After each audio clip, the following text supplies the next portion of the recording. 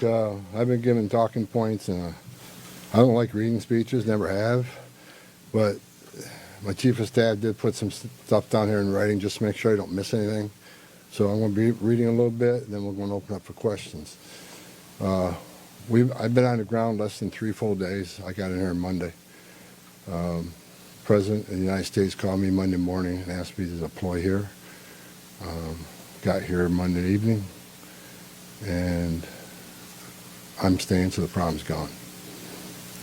But we've made a lot of progress in the last 3 days. Marcos Charles, he's running ICE operations here. There you go. Rodney Scott, Commissioner of Customs and Border Protection, standing here beside me. Good morning, I'm Tom Homan, I'm the Border Czar for President Trump. I'm here on behalf of the President, along with U.S. Commissioner of U.S. Customs and Border Protection, Rodney Scott, and Marcos Charles, who's leading the enforcement effort here right now. I've been on the ground since Monday to regain law and order in the city beloved by many, and work together to remove threats from the community. During the past administration, we'll all remember, more than 10 million illegal aliens entered this nation. Many were national security threats, public safety threats. We can't remember over 2 million known gotaways. 2 million people who paid more to get away. Why? That should scare the hell out of everybody. President Trump promised the American people, including the residents of Minnesota, that he would work to ensure our communities are safe.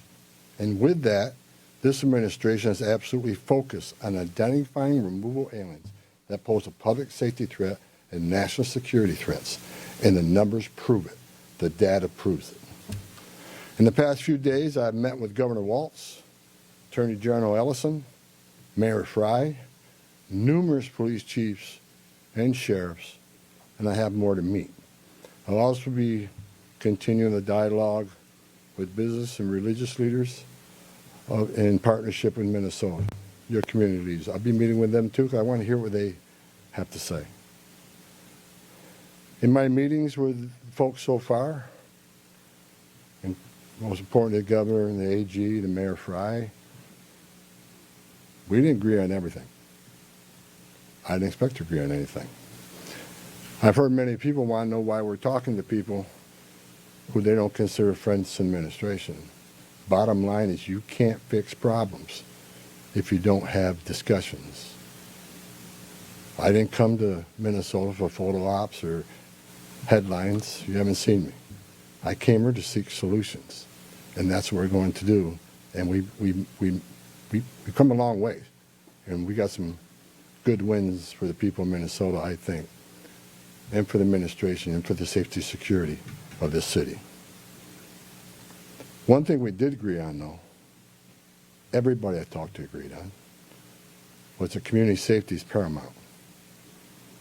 One thing we all agreed on was U.S. Immigration Customs Enforcement is a legitimate law enforcement agency that has a duty to enforce the laws enacted by Congress and keep this community safe.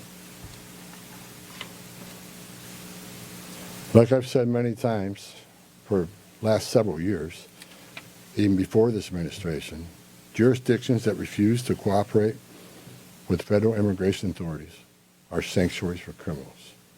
Sanctuary cities are sanctuaries for criminals, and endangers the residents of the community. To be clear, we did not agree with Minnesota state and local officials that they would be involved in immigration enforcement. I didn't ask them to be immigration officers. I'm asking them to be cops working with the cops to help us take criminal aliens off the street. What we did agree upon is not to release public safety arrests back in the community, and they could be lawfully transferred to ICE. I'll speak more about that. I will highlight that the Minnesota State Prison System under the Department of Corrections have been honoring ICE detainers. And we appreciate that important collaboration, and we're going to expand upon that. That decision has made Minnesota safer, not only for residents of Minnesota, but the men and women in law enforcement. Not just ICE, all law enforcement. Rather than arresting the same public safety threat, significant public safety threat over and over again, they agree to work with us to identify those people and remove them. I'm also pleased to announce I had a very good meeting with Attorney General Ellison,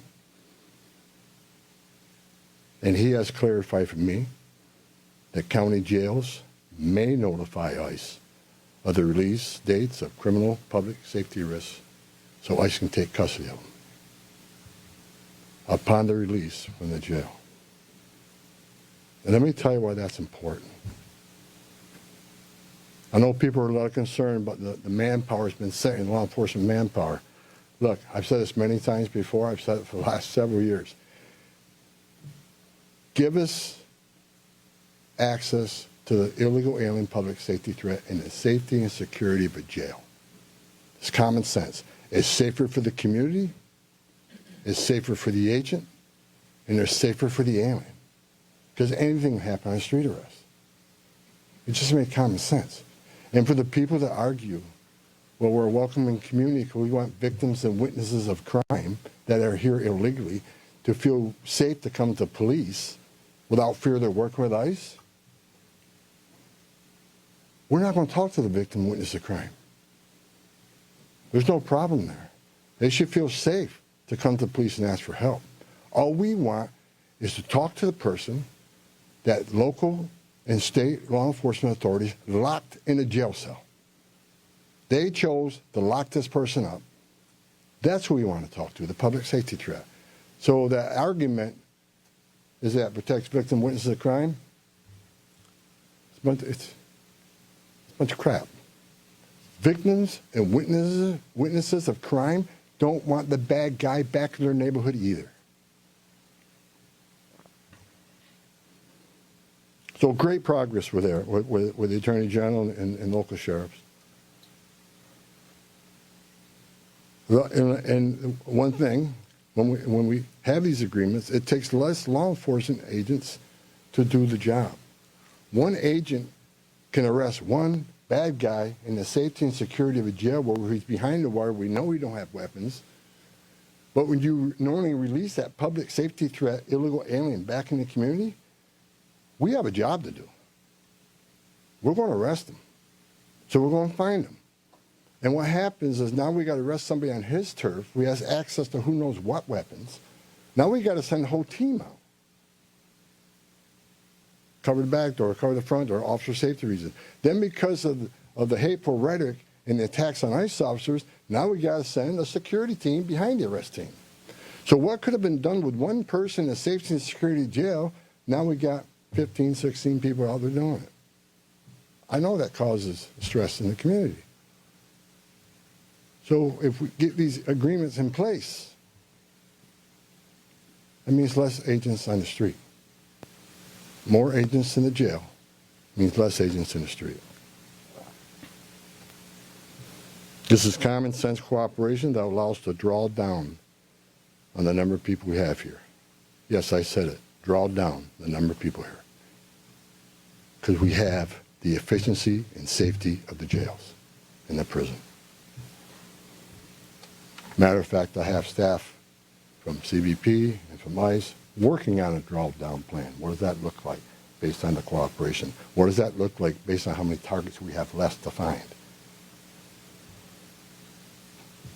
In my meetings with Governor Walz, AG Ellison, and Mayor Fry, as well as state and local law enforcement, again, I appreciate they all acknowledge that we do have federal immigration laws in this country that have been passed by Congress, and that ICE is in fact a legitimate law enforcement agency charged with enforcing those laws.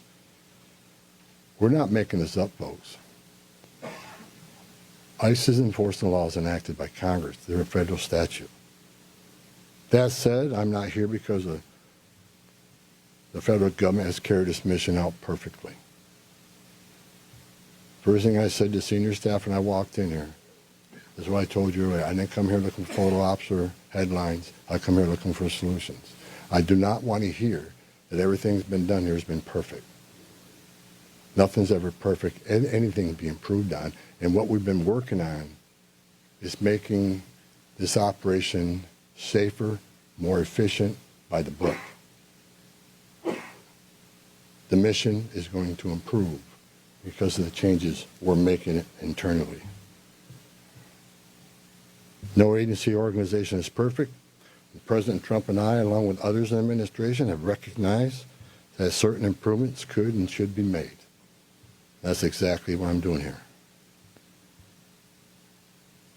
As such, in meetings I've had with federal law enforcement managers, including ICE and CBP and other federal partners, as well as state and local officials, I have conveyed the President's expectations with regard to federal immigration enforcement efforts. We will conduct targeted enforcement operations. Targeted. What we've done for decades. When we hit the streets, we know exactly who we're looking for. Good idea where we may find them. You have a criminal history. You have their immigration history. A lot of information about this person that we get from numerous databases out there. Targeted, strategic enforcement operations.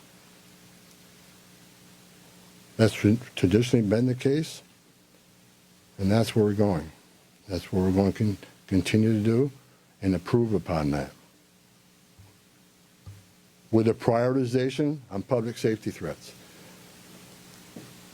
I want to be clear. I don't read a lot of social media. I don't read a lot of media. I don't believe half what I see. We are not surrendering the President's mission on immigration enforcement. Let's make that clear. Prioritization of criminal aliens doesn't mean that we forget about everybody else. That's just simply ridiculous. But when you have a criminal standing here and a non-criminal standing there, that criminal always should be targeted first because he's a significant concern to the safety and security of the community. By and large, for decades, ICE and CBP have carried out their duties with integrity, professionalism, and compassion. That remains the expectation under President Trump, and I will, hold our agents and officers to that standard. I'm almost done, and Tom can be Tom. As far as the agitators, that said, I want to reiterate and make very clear.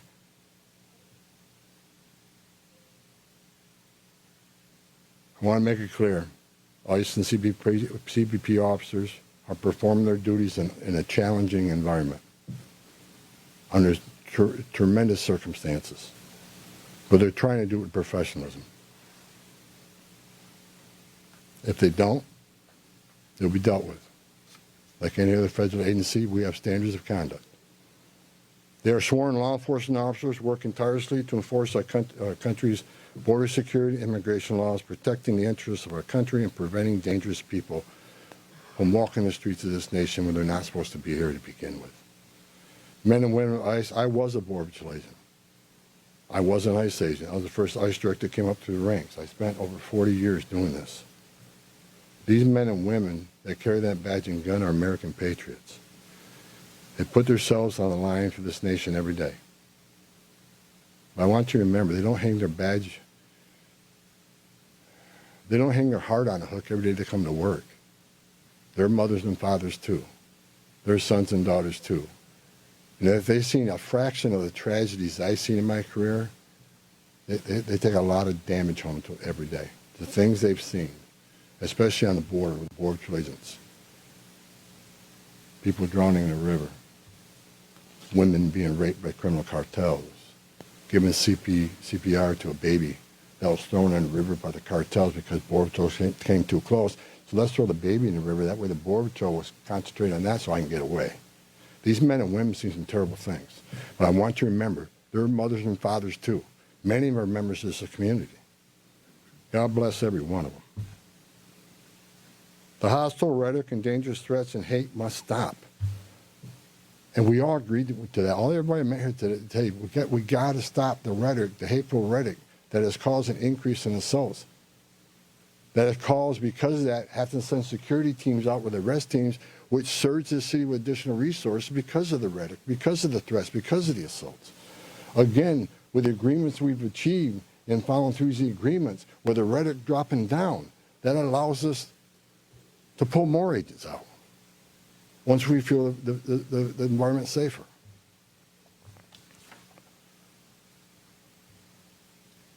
I begged for the last 2 months on TV for the rhetoric to stop. I said in March, if the rhetoric didn't stop, there's going to be bloodshed. And there has been. I wish I wasn't right. I don't want to see anybody die. Not officers, not members of the community, and not the targets of our operations.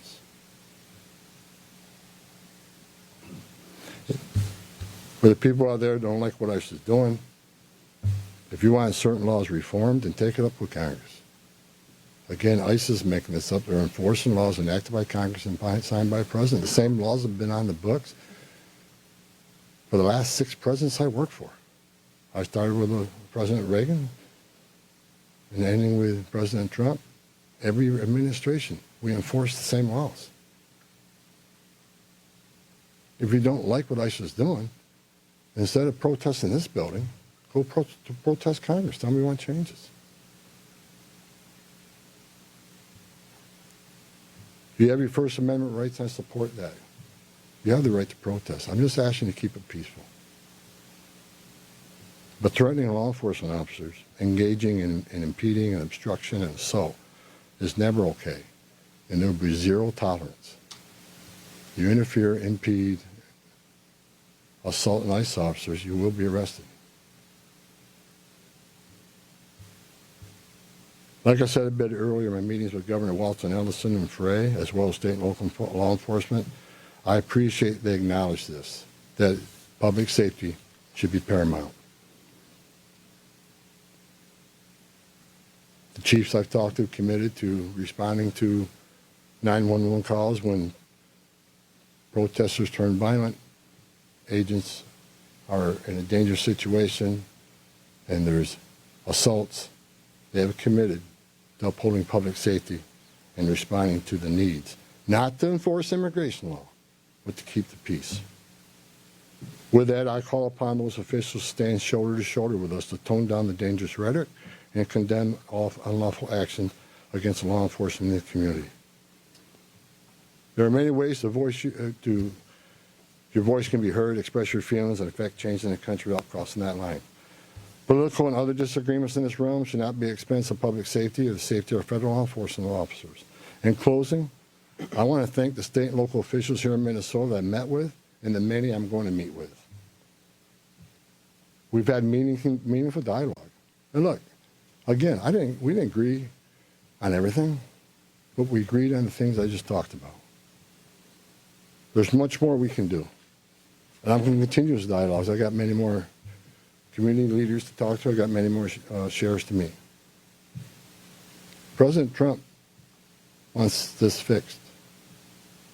And I'm going to fix it. With your help. I want to thank President Trump for his unwavering commitment to public safety and prosperity of every American.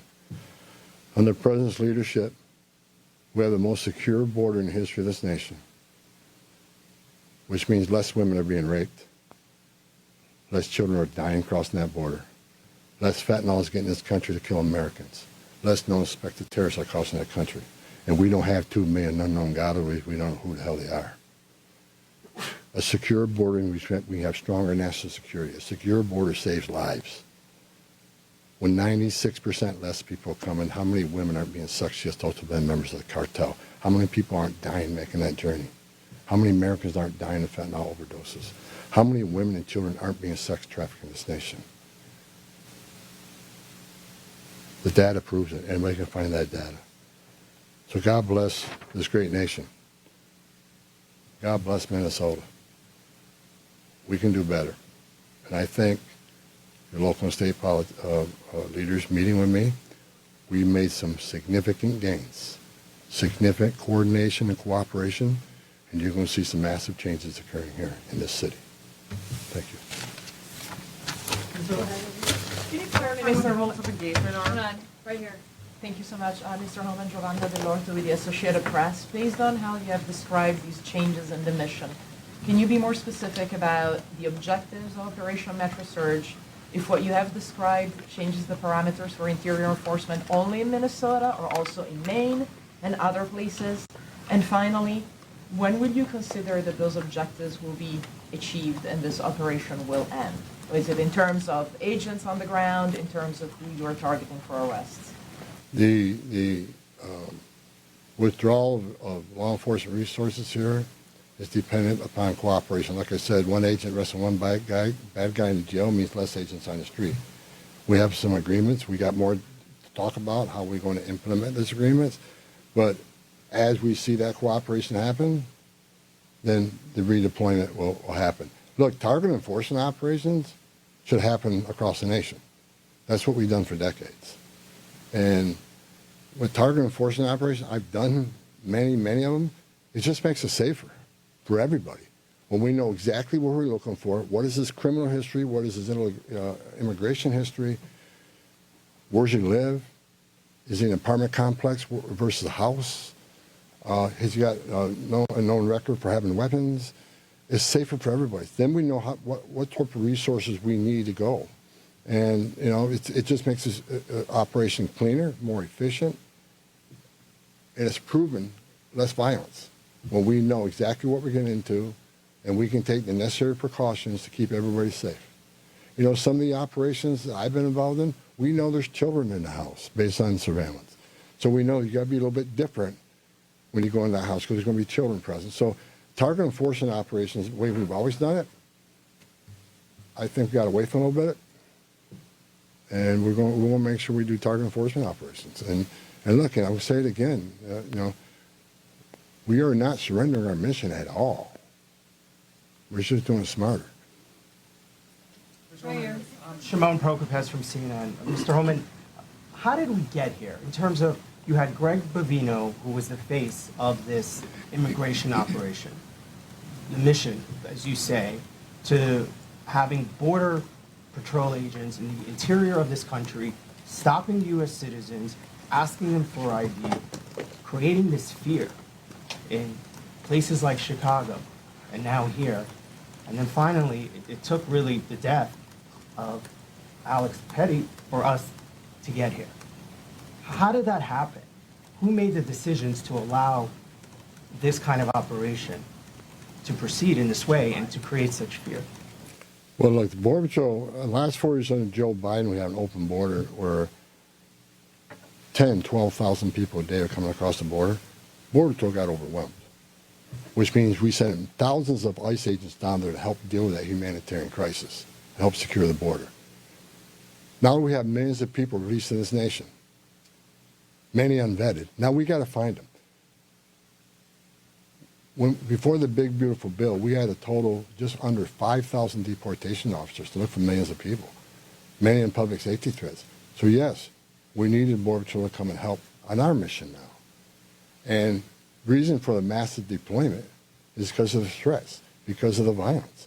Our officers need to be protected. If I'm on an operation, an arrest team, I'm going to a house, I got to be busy with that guy, the dangerous guy, and I can't keep looking over my shoulder at what's happening outside the house. So we brought extra resources in to provide that security. And as I said, as we drill down on these great agreements we got and this great understanding we have means less. So we can draw down those resources. When the violence decreases, we can draw down those resources. But based on the discussions I've had with the governor and the AG, we can start drawing down those resources as far as those looking for public safety threats being released, and do it in the jail with much less people. So the drawdown is going to happen based on these agreements. But the drawdown can happen even more if the hateful rhetoric and the impediment and interference will stop. So Border Patrol, I was a Border Patrol agent. These men and women are patriots. God bless them. They're here to help us. And the drawdown will come soon, depending on when this actually, I see this in play. But the agreements to have alone is going to cause a significant drawdown. So you're going to see a drawdown. Just on a personal, you've been doing this for 40 years. Just a follow-up. Ben, go ahead. First off, Ben Burpalm, Real America's Voice News. On behalf of the American people, I just want to say thank you to you and to all of the agents that are putting their lives on the line to go after the people that were allowed in the last administration. We watched that happen in the media, the honest media, covered up by many of the media that are behind me. We want to say thank you, and to all the men and women that are out there. Can you talk to us about what's being done with the leadership on these signal chats, on these WhatsApp chats that are organizing the attacks against you, the obstruction against you? Are we going to be arresting those individuals as well? And to the folks out there in America that voted for this, that want mass deportations because they saw a mass invasion under Joe Biden, what would you say to them? How are we going to get to that point? Well, first of all, about the organization and the funding of the attacks on ICE. I'm not going to answer a lot about that because I'm not going to show our hand, but they'll be held accountable. Justice is coming. Again, we got to all remember why the questions from CNN, why are we here? What started this? 4 years of an open border where millions of people are letting this country unvetted. Remember, let's not forget, for 4 years, we were told the border was secure. 4 years, we were told the border was secure. And we all knew it wasn't. And I want this to be a positive thing we're doing here today. I also want to remember the politicians are continually attacking us. Where were they the last 4 years when the number of women and children sex trafficking went all-time high? Where were they when 250,000 Americans died from fentanyl coming across the border? Where were they when women and children are dying making that journey? Where were they where over 4,000 aliens making that journey died, historic record? Where were they? Not a word. Now we're just trying to respond to what happened the last 4 years and keeping this country safe. And we're arresting a lot of public safety threats, take them off the streets, which make this country safer. President Trump promised to make this country safe again, and that's what we're doing. But my 2.5 days up here, we made a lot of progress. I think everybody agrees on the criminal and public safety threats. They agree it's much safer and easier to arrest an alien in a facility than send a whole team out in the field that's going to draw anger, because now we got to send a bunch of people to do something that could have been done by 1 or 2 people. And I've said this for years. I have no ill will to anybody in Minnesota. All the people I talk to, we're never going to agree on everything. We have different philosophies and different opinions on immigration, but we all agree this is a way to go to reduce safety, reduce crime, not reduce safety, reduce crime, and increase safety for our operations. More people in the jail means less people on the street. It's simple math. Lana Zach, CBS News. Everybody I've spoken with agrees that if somebody has a violent criminal history and is a fugitive, they don't want them as their neighbor. But when you're talking about a targeted operation, and are you talking about targeting people whose crime is coming to this country, or is it a more specific definition now? All operations will be targeted, but the prioritization are going to be criminal aliens, public safety threats, and national security threats.